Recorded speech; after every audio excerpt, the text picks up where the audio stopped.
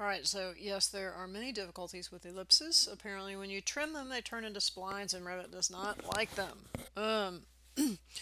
So I think really the only way to get a way for you guys to do this is to use Dynamo, which is like Grasshopper. So I don't know if you want to do this, or if you just want to make them manually in Rhino, but I thought I'd show it to you anyway. So the first version I'm going to show you is making a separate family and taking that family in, and then the second version I'll show you is the one where you do it just inside the project. I think that actually doing it in the family is easier, but it's kind of up to you. So I'm just going to go to Family New here. I'm going to go to my English Imperial and I'm going to pick a generic model, just the regular generic model, RFT, and click Open. And then Revit has a program called Dynamo that is like a grasshopper, right? So let me sort of minimize this guy, bring this over here, shrinky dink these guys up, which is super fun always when you're working with these things. But so this is an empty family, and I'm going to open up a definition, or a graph they call it in Dynamo, just to be different.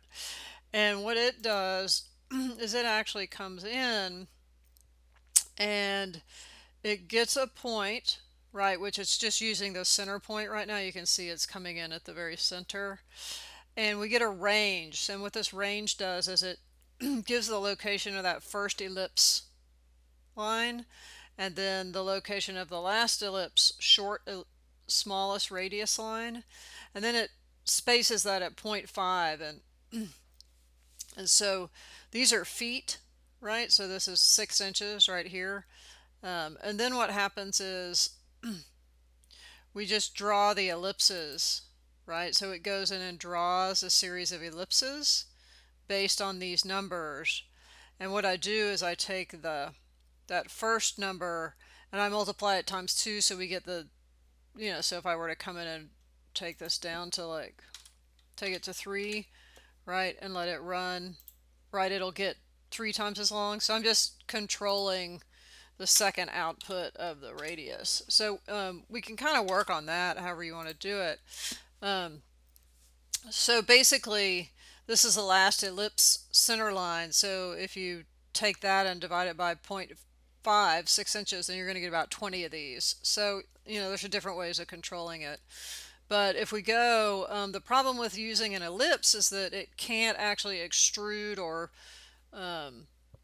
sweep something along that ellipse because it's one big curve. The math doesn't work. So what we do is we end up and go ahead and trim those in half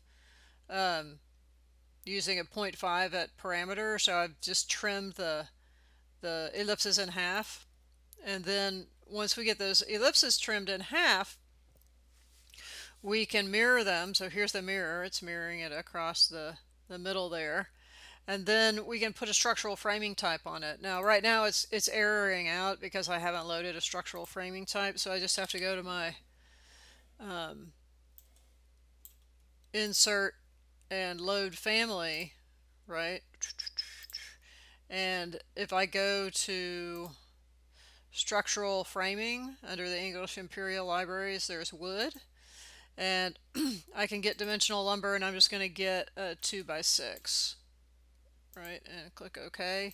And it's going to load that. If you see, it'll load it into my project here. And then sometimes when you do, let me go to the 3D view. Sometimes when you load things in, it won't take, but let's see if it'll come in and take this. Sometimes you have to delete the node and put it back in. But now you see I've got, if I go to shaded here, it's producing those 2x6s in pretty much a 10 by 20 foot ellipse, right? And so once I get that done, I can then put it into a project, and I'll do that next.